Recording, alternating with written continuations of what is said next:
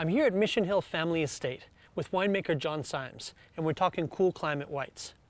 Now John, what is it about British Columbia that has the ability to produce such great white wines?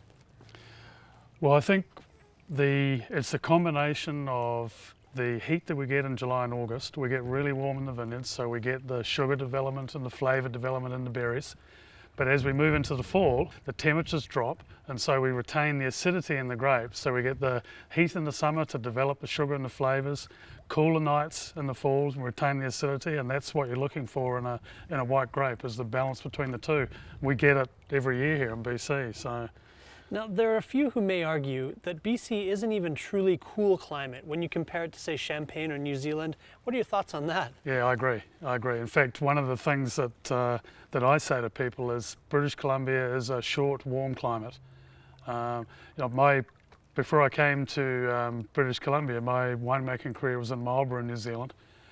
And if we got 31, 32 degrees during the day, we'd think, the world was coming to an end, global warming, horror. Well, here in BC, if we don't get into the low 40s in July and August, that would be unusual, right? So it's completely different to what I think of as a cool climate. It's short, for a short period of time we get really hot, and then for a short period of time we get really cold.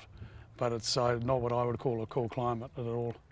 And I know you're a humble gentleman. However, a number of years ago, one of your wines took home an award that probably changed the face of BC and Canadian wine altogether.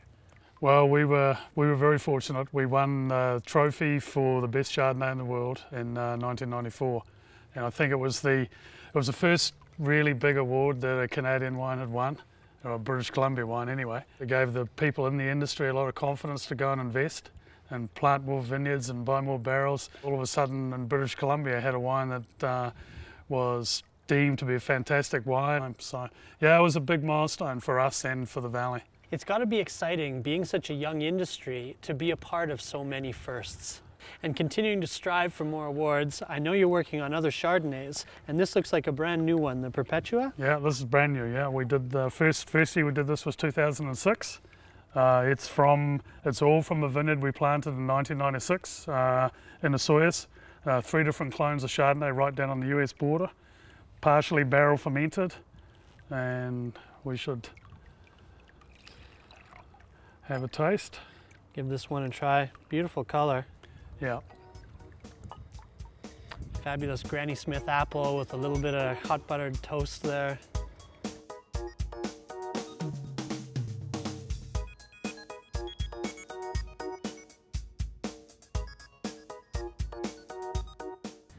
Well, I'm no judge, but I'm happy to give this the award for today.